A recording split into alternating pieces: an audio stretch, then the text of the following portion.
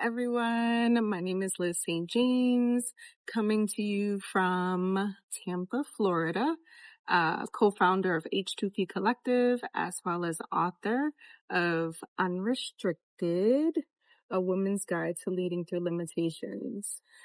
Within the past week, I've been talking to quite a few of my friends and who were and still are mentees of mine and have helped me throughout the years build my purpose. And this reminded me of a section inside of my book.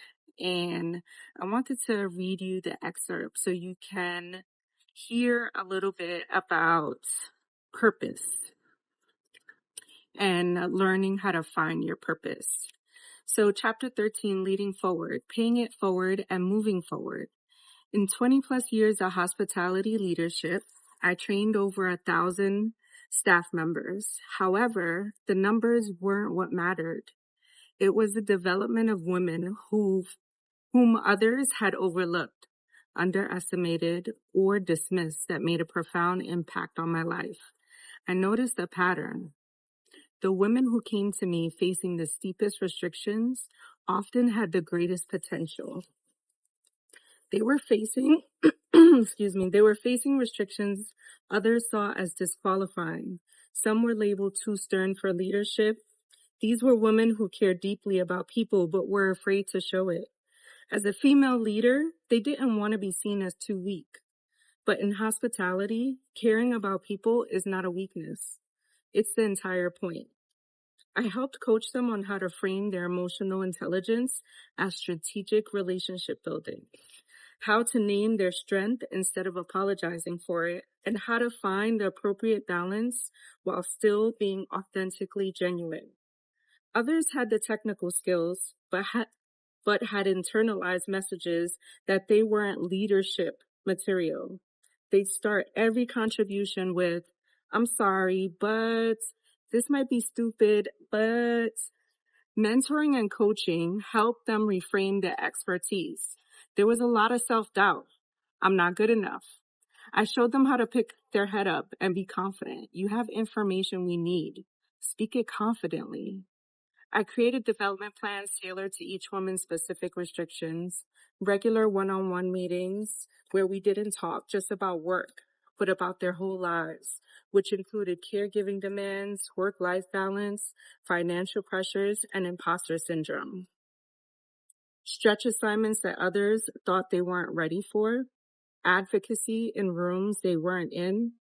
This came when promotions were discussed and when high visibility projects were assigned, and their names needed to be on the list. I was their cheerleader. The pattern was consistent. Each woman I helped mentor had capability that others overlooked because of bias, gender, race, language, style, age, something that made decision makers hesitate. My job wasn't to create their competence. It was already there. My job was to see it clearly, create space for it to develop, and advocate for opportunities that match their actual potential. Where are they now? Some are on executive teams. Some are department heads. Others are assistant directors preparing for their next move. Several are running operations at different companies in fields such as hospital food services, nursing homes, timeshares, tech companies, real estate, and more. What this meant to me, watching these women rise wasn't just professionally satisfying, it was purpose fulfilling. Every promotion, every time one of them spoke up confidently in a meeting, every moment they stopped apologizing for their expertise was part of my success. Not my title, not my salary, their movement through restrictions. They were told, define their ceiling. The realization, this is when I understood that my restrictions weren't just my own to navigate. They were preparation for helping others navigate theirs. Every barrier I'd moved through gave me a map I could share. Every time I'd been unspokenly told that position would be better for a man. Every time I had to prove myself when competence was assumed in others. Every time I navigated systems designed without women in mind. All of it had prepared me. to help other women do the same. The responsibility became clear. When you've moved through restrictions that stop others, you don't get to keep that knowledge to yourself.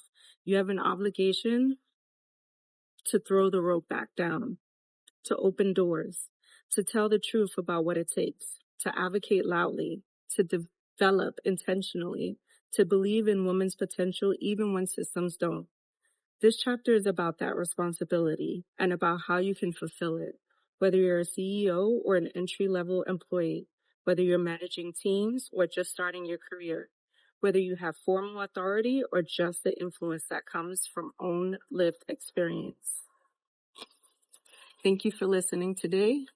Hopefully you found this helpful and interesting. Just a little bit of Unrestricted and what H2P Collective is really all about. Happy, healthy, prosperous.